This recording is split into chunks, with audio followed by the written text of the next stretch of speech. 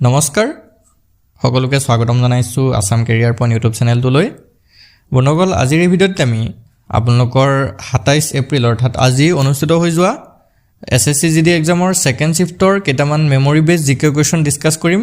আৰু এই কুৱেশ্যনখিনি যিহেতু মেমৰি বেছ কুৱেশ্যন হয়, চ' একজেক্টলি এক্সামৰ দৰে নহ'বও পাৰে, যিহেতু এইবিলাক ষ্টুডেণ্টে আমাক মেইলত বা আমাৰ টেলিগ্ৰামত দিয়া কুৱেশ্যন হয়। চ' একজেক্টলি নহ'বও পাৰে। যদিহে আপোনালোকে কোনোবা এক্সাম দিছে তেতিয়াহ'লে কমেণ্টত আৰু কুৱেশ্যনবিলাক জনাব। আৰু তাৰ লগতে আমাৰ যিখন PDF আছিলে এছএছচি জিডিৰ, তাৰ পৰাও কমন পৰিছে কুৱেশ্যনবিলাক। চ' যদি আপোনালোকৰ PDFখন লাগে, ঠিক আছে, এছএছচি জিডিৰ ফুল আপোনালোকৰ PDFখন আছে, তাতে আছামিছ আৰু ইংলিছ মিডিয়ামত। যদি লাগে আপোনালোকৰ স্ক্ৰীণত এটা নাম্বাৰ দেখিছে, সেইটো আমাৰ হোৱাটছআপ নাম্বাৰ হয়। তাত আপোনালোকে হোৱাটছআপত এটা মেছেজ কৰি PDFটো লৈ ল'ব পাৰিব, ঠিক আছে। 199 ৰাখিছিলোঁ আমি PDFটোৰ প্ৰাইচ, কিন্তু এতিয়া যিহেতু এক্সাম পালেহে বেছি দিন নাই, চ' আপোনালোকে অনলি 99ত PDFটো পাই যাব। অ'কে, চ' এতিয়া আমি কুৱেশ্যনখিনি চাওঁ কেনেকুৱা ধৰণৰ কুৱেশ্যন আহিছিলে।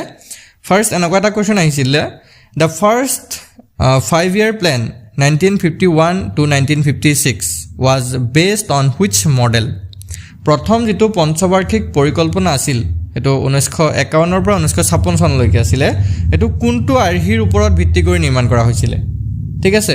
তো ইয়াতে দিছিলে ইয়াৰে যিটো শুদ্ধ উত্তৰ হয় এইটো হৈছে অপশ্যন বি, হেৰল্ড ডোমাৰ মডেল, ঠিক আছে। হেৰল্ড ডোমাৰ মডেলৰ ওপৰত ভিত্তি কৰিয়ে এই পঞ্চবাৰ্ষিক পৰিকল্পনাটো অৰ্থাৎ প্ৰথম পঞ্চবাৰ্ষিক পৰিকল্পনাটো নিৰ্মাণ কৰা হৈছিল।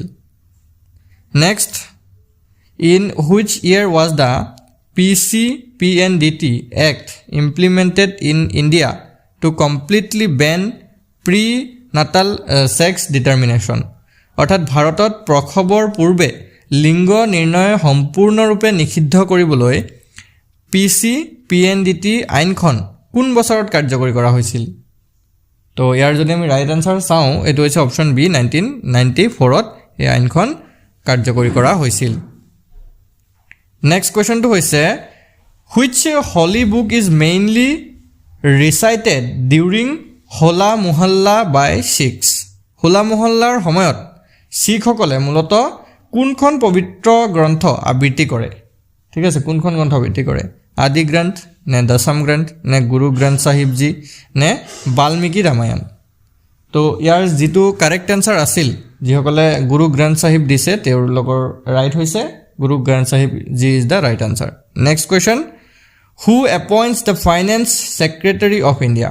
অৰ্থাৎ ভাৰতৰ যি বিত্ত সচিব আছে তেখেতক কোনে নিযুক্তি দিয়ে, কোনে নিয়োগ কৰে? ৰাষ্ট্ৰপতিয়ে নে এপইণ্টমেণ্টছ কমিটি অফ দ্য কেবিনেটৰ যিজন নিযুক্তি আয়োগ আছে সেইটোৱে, নে ফাইনেন্স মিনিষ্টাৰ অফ ইণ্ডিয়াই, নে UPSCয়ে নিযুক্তি দিয়ে? চ' আমি যদি চাওঁ ইয়াৰ ৰাইট আনচাৰ অপশ্যন বি হয়, appointment committee of the cabinet অৰ্থাৎ ACC যিটো কোৱা সেইটো। আৰু বৰ্তমান যিজন ভাৰতৰ বিত্ত সচিব আছে তেখেত হৈছে অজয় ছেঠ, সেইটো মনত ৰাখি থ'ব। Next question, which Mughal empire described the Banjaras nomadic traders as the main manager or transporter of grain to the towns? কোনজন মোগল সম্ৰাটে বঞ্জাৰা অৰ্থাৎ যাযাবৰী ব্যৱসায়িক চহৰলৈ শস্যৰ মূল পৰিচালক বা পৰিবহণকাৰী বুলি বৰ্ণনা কৰিছিলে? তো ইয়াৰ যিটো ৰাইট আনচাৰ হয় সেইটো হৈছে অপশ্যন চি, জাহাংগীৰ, ঠিক আছে। নেক্সট কুৱেশ্যন এনেকুৱা এটা আছিলে, after starting the military revolt in Meerut on 10 May 1857 the rebel soldiers reached Delhi and wanted to declare whom as Emperor of India? So কি কৈছে, 1857 চনৰ 10 মে'ত মিৰুটত সামৰিক বিদ্ৰোহ আৰম্ভ কৰাৰ পিছত বিদ্ৰোহী সৈন্যই দিল্লীত উপস্থিত হৈ কাক ভাৰতৰ সম্ৰাট বুলি ঘোষণা কৰিব বিচাৰিছিলে? চ' তেখেত আছিলে অপশ্যন বি, বাহাদুৰ শ্বাহ জাফৰ, ঠিক আছে। বাহাদুৰ শ্বাহ জাফৰক ভাৰতৰ সম্ৰাট বুলি ঘোষণা কৰিব বিচাৰিছিল।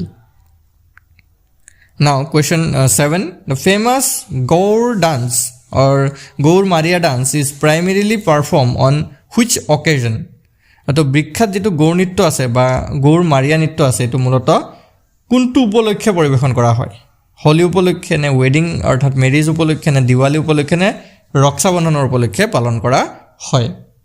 তো এইটো হৈছে অপশ্যন বি, ৱেডিং অৰ্থাৎ যিবিলাক বিবাহ আছে বিবাহ উৎসৱত এই গৌৰ নৃত্য পালন কৰা হয় বা পৰিৱেশন কৰা হয়। আৰু এইটো মেইনলি ছত্তীশগড়ত পালন কৰে, ঠিক আছে, এই গৌৰ নৃত্যটো। আৰু ছত্তীশগড়ৰ এটা মাৰিয়া ট্ৰাইব আছে, ইয়াত লিখা আছে না Gaur Mariya dance.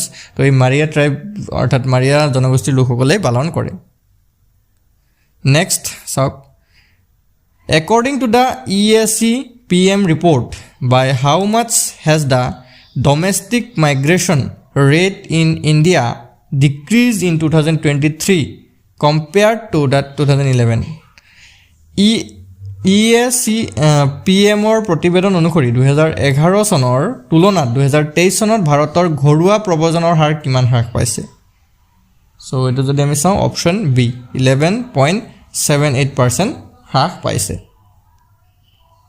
Next question in which year did Russia hand over the BRICS presidency to India after which India hosted the 13th summit কোন বছৰত ৰাছিয়াই ব্ৰিক্সৰ ৰাষ্ট্ৰপতিত্ব ভাৰতক অৰ্পণ কৰিছিল আৰু তাৰ পিছত ভাৰতে ত্ৰয়োদশ মানে যেতিয়া ভাৰতে ত্ৰয়োদশ শীৰ্ষ সন্মিলনটো আয়োজন কৰিছিল সো এটো এই চনটো আছিল অপচন বি 2011 অৰ্থাৎ 2021 চনত ৰাছিয়াই কি কৰিছিল ব্ৰিক্সৰ ৰাষ্ট্ৰপতিত্ব বা যেটো দায়িত্বভাৰ আছিল ভাৰতক অৰ্পণ কৰিছিল next who is the author of the famous science fiction novel Frankenstein বিখ্যাত কল্পবিজ্ঞান উপন্যাস ফ্ৰেংকেষ্টাইনৰ লেখক কোন হয় সো ইয়াৰ যেটো ৰাইট আনসাৰ হেতু হৈছে option B Mary Shelley okay Mary শেলিয়ে এই ফ্ৰেংকেষ্টাইন নামৰ যিখন উপন্যাস আছে এখন লিখিছিল নেক্সট 11 নম্বৰ কোৱেশ্চনত কৈছে which is the premier institution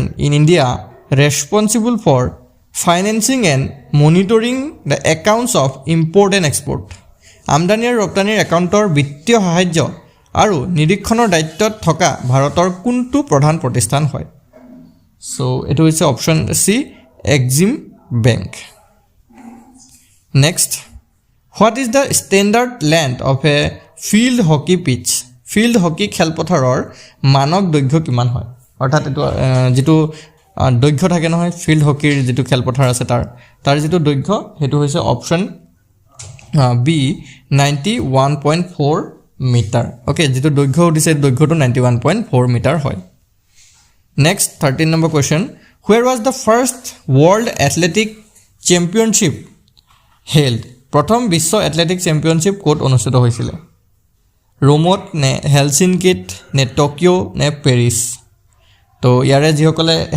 হেলচিনকি right দিছে অৰ্থাৎ হেলচিনকিটো শুদ্ধ উত্তৰ হয় ওকে প্ৰথম বিশ্ব এথলেটিক্সটো কোত হৈছিল হেলচিনকিত অনুষ্ঠিত হৈছিল সো এইগিটা কোৱেশ্চন আমি কালেক্ট কৰিব পাৰিছিল যদি আপোনালোকৰ আৰু কিছুমান কোৱেশ্চন মনত আছে তেতিয়াহলে আমাৰ কমেন্টত জনাব পাৰে আৰু তাৰ লগতে যিসকলৰ আগন্তুক দিনসমূহত এক্সাম আছে তেওঁলোকে ভালদৰে প্ৰিপাৰেচন কৰি থাকক ভিডিঅ'বিলাক চাই থাকক ৰিভিজন কৰি থাকক আৰু তাৰ লগতে যদি পিডিএফটো ল'ব বিচাৰিছে স্ক্ৰিনত আপোনালোকে নাম্বাৰটো দেখিছে তাত আপোনালোকে আমাক হোৱাটছআপত মেছেজ কৰি 199 ৰ পিডিএফটো আপোনালোকে অনলি 99 লাভ কৰিব পাৰিব থ্যাংক ইউ